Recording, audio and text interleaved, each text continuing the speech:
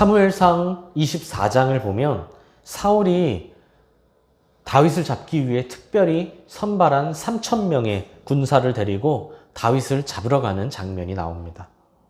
그러다 사울이 용변을 보기 위해 잠시 동굴에 들어갔는데요. 그것은 마침 다윗이 숨어 있던 곳이었습니다. 마치 영화의 한 장면 같죠. 다윗이 사울을 피해 동굴 깊숙이 숨어 있었는데 다윗과 다윗의 군사들이요. 그곳에 다윗을 잡으러 온 사울이 잠시 용변을 보기 위해 홀몸으로 그 동굴에 들어간 것이죠. 그 찰나의 순간이 사울에게는 다신 없을 위기였고 다윗에게는 다신 없을 절호의 기회였습니다. 다윗과 함께 있던 사람들이 일제히 주장합니다. 이건 하나님이 주신 기회라고 말이죠. 당장 사울을 죽이자는 겁니다. 지금 무방비 상태, 심지어 홀로 있는 사울. 너무나 죽이기에 안성맞춤이라는 거죠. 다윗에게는 사울을 죽일 기회도 명분도 능력도 모두 있었습니다. 다윗이 마음만 먹으면 한순간이었죠. 그러나 다윗은 사울을 죽이지 않습니다. 하나님께 기름 부음 받은 자를 죽일 수는 없다는 것이죠. 그래서 다윗은 사울의 겉옷자락만 잘랐습니다. 심지어 그것만으로도 마음이 찔려 했습니다. 자신은 물론 자신과 함께 있는 그 어느 누구도 사울을 죽여서는 안 된다는 겁니다. 용변을 마친 사울이 동굴을 나갔습니다. 다윗은 그 뒤를 몰래 따라갔고 멀어진 사울에게 외쳤습니다. 간신들은 자신이 사울을 죽이려고, 자신이 왕을 죽이려고 한다고 모함하지만 자신은 그럴 생각이 전혀 없다는 겁니다. 만약 내가 죽일 생각이 있었다면 방금 전에 왕을 죽였겠지, 이 옷자락만 잘랐겠느냐는 겁니다. 자신의 순결함을 믿어달라고 호소하죠. 그러자 사울은 울며 다윗의 선함과 의로움을 인정합니다. 자신은 다윗을 악으로 대했으나 다윗은 자신을 선으로 대했기 때문입니다. 아마 다윗 손에 들린, 그리고 자식이 옷자락을 뒤돌아봤을 때 잘린 것을 보며 한순간 자신의 심장이 덜컥 내려앉았을지도 모릅니다. 그런 사울이 다윗에게 이렇게 말합니다. 내가 오늘 내게 행한 일로 말미암아 여호와께서 내게 선으로 갚으시기를 원하노라. 나는 네가 반드시 왕이 될 것을 알고 이스라엘 나라가 너의 손에 견고히 설 것을 알고 있다. 사울은 다윗의 행동에 감동했죠. 사울의 말을 들어보면 이제 마치 모든 것을 포기한 사람의 말처럼 들리기도 합니다. 야, 그래, 이제 왕은 네가 될 거야. 이스라엘은 너의 손에 달렸어. 하나님이 너에게 복 주시기를 원해. 적어도 이제 다윗을 쫓아다닐 일만은 없어 보였습니다. 그러나 그 다짐은 온데간데 없이 사라지죠. 사무엘상 26장을 보면 사울은 또다시 다윗을 잡기 위해 병사 3,000명을 이끌고 출정합니다. 또다시 자신을 추격하는 사울을 보며 다윗의 심정이 어땠을까요? 아마 화가 나기도 했지만 맥이 빠졌을 겁니다. 대체 내가 뭘 어떻게 해야 하는지, 내가 여기서 뭘 어떻게 더 순결을, 나의 무고함을 밝힐 수 있을지, 이전에 사울을 살려준 것에 대한 후회가 생겼을지도 모릅니다. 지금 다윗은 그냥 피해를 보는 정도가 아니거든요. 실제로 자신의 목숨을 쫓기고 있고 언제든 자신의 목이 날아가도 이상하지 않을 상황이거든요. 그렇다고 가만히만 있을 수 없었던 다윗은 한밤중에 자신의 충신 아비새와 함께 사울의 진영에 몰래 침투합니다. 그리고 사울과 군대 장관 아브넬이 잠자는 곳을 발견하죠.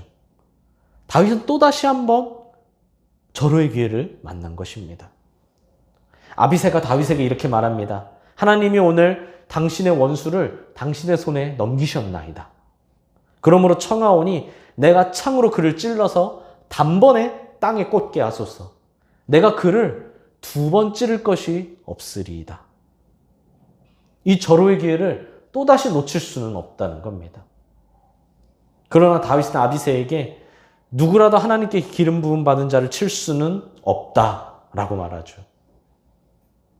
아니 솔직히 아비새의 말이 틀렸습니까? 100번 1000번 맞는 말이죠. 사울은 지금 다윗을 죽이러 온 사람입니다. 뭐 대화를 하려고, 협상을 하려고, 아니면 그냥 옥에 가두려고 찾아온 것이 아니라 그 자리에서, 현장에서 죽이기 위해 찾아왔죠. 게다가 병사 3000명을 뚫고 무방비인 사울에게 도착하는 건 우연히 일어날 수는 없는 일입니다.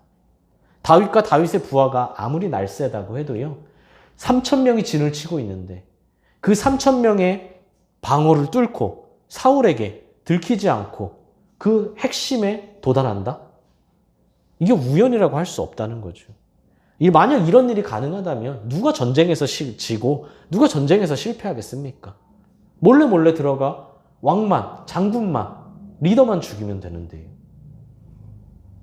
말 그대로 하나님이 주신 기회였다는 겁니다. 그래도 다윗의 마음이 편하지 않다는 건 잘 알고 있습니다. 그래서 다윗의 손이 아닌 자신의 손으로 해결하겠다고 하는 겁니다. 그냥 명령만 내려달라는 거죠. 허락만 해달라는 겁니다. 그럼 뭐 2번, 3번 뭐 이런 볼 것도 없이 단칼에 끝내겠다. 한순간에 끝내고 돌아가자. 심지어 사울은 은혜를 저버린 사람 아닌가요?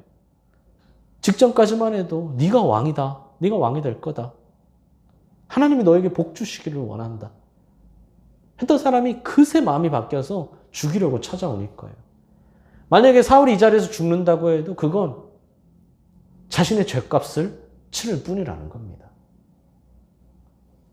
하지만 다윗의 결정은 이전과 같았습니다. 누구든 기름 부음 받은 자를 죽일 수는 없다는 겁니다.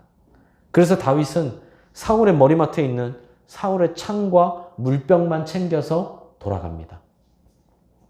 창은 왕의 권위를 상징하죠. 그 창을 뺏어갔다는 건 왕의 모든 것을 가져갔다는 말과 같아요. 심지어 뭐 전쟁 중에 가져간 것도 아니고 자고 있는 틈에 몰래, 쥐도 새도 몰래요. 아무도 알지 못합니다. 3000명 중에 누구도 눈치채지 못해요. 성경은 설명합니다. 어떻게 그런 일이 가능했냐? 하나님이 모두를 깊이 잠들게 하셨기 때문이다 라고요. 마치 모든 상황이 하나님도 다윗이 사울을 죽이는 걸 얼마든지 인정해 주는 것처럼 보였다는 겁니다.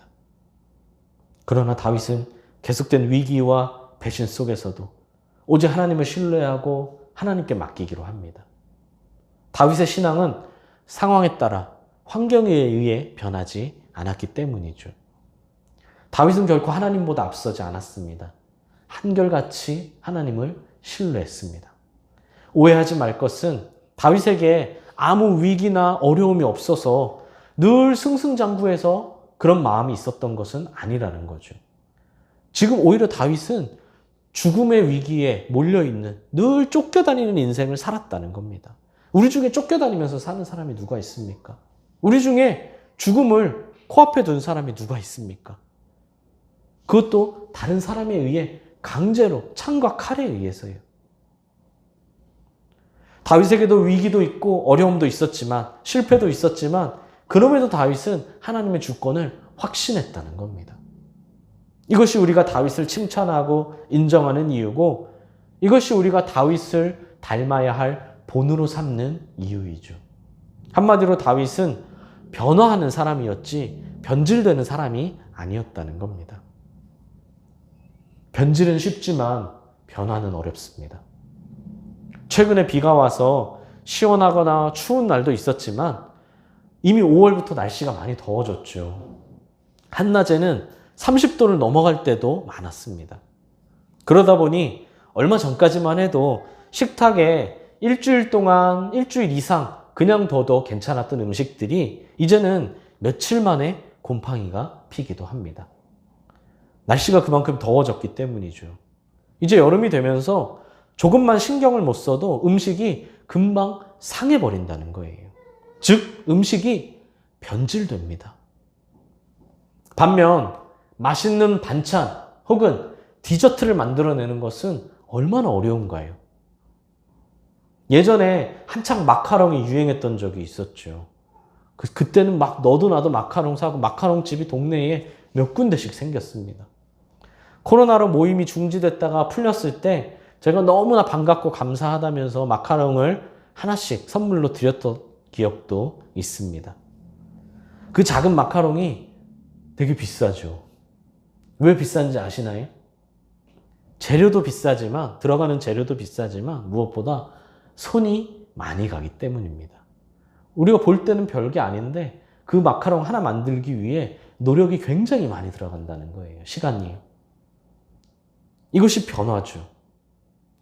별 볼 일 없는 그냥 재료들을 나의 수고와 시간과 땀으로 맛있는 것을 만들어, 새로운 것을 만들어내는 것. 이것이 변화입니다. 마카롱을 만드는 것, 즉 변화는 많은 시간과 노력이 필요하지만 마카롱이 변질되어 상해버리는 건 한순간이라는 겁니다. 인생도 마찬가지입니다. 변질은 쉽지만 변화는 어렵습니다. 청년이 군대에 입대를 하면 군대 규칙적인 생활이나 완전히 바뀐 생활 패턴에 적응하기가 참 어렵습니다. 군대 가기 전에 8시, 9시, 심지어 대학생이라면 방학 때는 12시 넘어서도 일어나던 사람이 군에 가서는 최소 6시 반에 기상해야 합니다. 게다가 일어나자마자 운동을 하죠. 운동을 하고 나서 평생을 먹지 않던 아침밥도 먹습니다. 이런 식으로 하루하루 매일 규칙적인 생활을 하게 됩니다. 그러니 자연스럽게 몸도 마음도 건강해지는 거죠. 물론 적응이 쉽지는 않고 그것이 반강제적으로 요구되는 것이긴 하지만요. 어쨌든 이것이 변화입니다. 그런데 제대를 하고 나면요, 그 좋은 습관이 금방 사라집니다. 아침에 일어나서 운동은커녕 침대에 누워있는 채로 핸드폰을 하기 바쁩니다. 아침 식사는커녕 그냥 학교에 가는 것도, 등교하는 것도, 출근하는 것만으로도 바쁩니다. 1년 이상, 거의 2년 가까이 했던 건강했던 습관들이 며칠 만에 금방 변질되죠. 변화되어 좋은 습관을 만드는 건 참 어렵지만 변질되어 나쁜 습관이 돼버리는 건 참 쉽다는 겁니다. 신앙도 마찬가지입니다. 말씀에 순종하는 것은 어렵지만 불순종하는 건 금방입니다. 우리 매일매일 큐티 하는 것은 정말 어렵지만 이 핑계 저 핑계로 큐티책을 내려놓고 어디에 있는지도 모르는 건 순식간이죠. 그러다가 다시 큐티책을 잡기는 얼마나 어렵습니까? 심지어 스릴도 있고 쾌락도 있습니다. 변질은 쉽고 재밌지만 변화는 어렵고 고되다는 겁니다. 그래서 바울이 대단한 겁니다. 사도행전 9장을 보면 바울이 아직 사울일 때에 예수님을 만나 회개하고 새 사람이 됩니다. 변화된 바울은 여러 회당에 가서 예수님이 하나님의 아들이시라는 걸 전파하기 시작하죠. 그러자 사람들이 다 놀라며 이렇게 말합니다. 사도행전 9장에서요. 이 사람이 예루살렘에서 이 이름을 부르는 사람을 멸하려던 자가 아니냐. 여기 온 것도 그들을 결박하여 대제사장에게 끌고 가고자 함이 아니냐. 좀 쉽게 말하면 쟤 예수 믿는 사람 잡아서 죽이던 애 아니야? 지금 여기 온 것도 대제사장에게 끌고 가려고 온 거 아니야? 괜히 저렇게 말하고 함정수사하는 거 아니야? 라고 생각하고 말했다는 거예요. 바울 입장에서는 조금 억울할 수도 있죠. 자기는 이제 진심으로 예수님이 하나님의 아들이심을 전파하고 있는데요. 하지만 어쩌겠습니까? 다 본인의 책임이죠. 바울은 이전까지만 해도 예수 믿는 사람들을 박해하고 죽이던 사람이었기 때문입니다. 이어진 9장 22절에서 바울의 마음과 사람들의 반응을 이렇게 요약합니다. 사울은 힘을 더 얻어 예수를 그리스도라 증언하여 다메섹에 있는 유대인들을 당혹하게 하니라.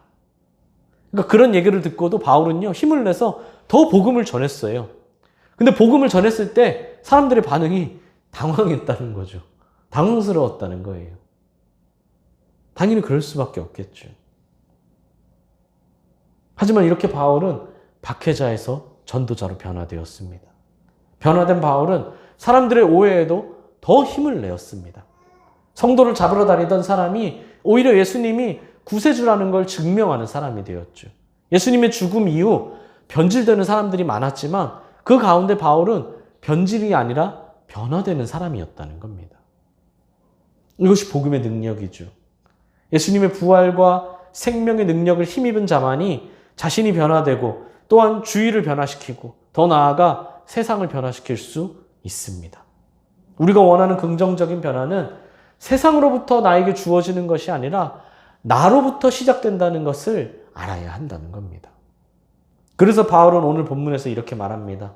그런즉 누구든지 그리스도 안에 있으면 새로운 피조물이라. 이전 것은 지나갔으니 보라 새 것이 되었도다. 변화되었다는 겁니다. 예수님 안에서 복음의 능력으로 완전히 새 사람으로 변화되었다는 거죠.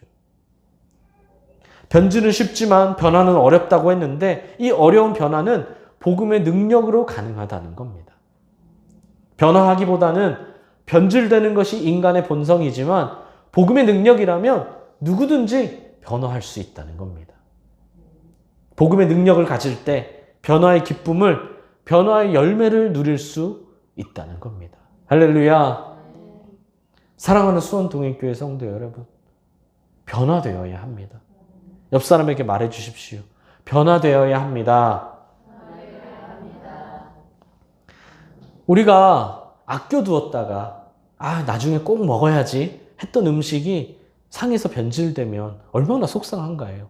사실 그거 별거 아닌데 꼭 먹어야지 했는데 뭐 바빠서 미처 생각 못한 사이에 상해버려서 못 먹어요. 그럼 어떻게 하죠? 너무 아깝고 안타깝지만 어쩔 수 없이 버릴 수밖에 없습니다. 하물며 사람은 어떻습니까? 사람이 변질되면 그보다 안타까운 일이 없습니다.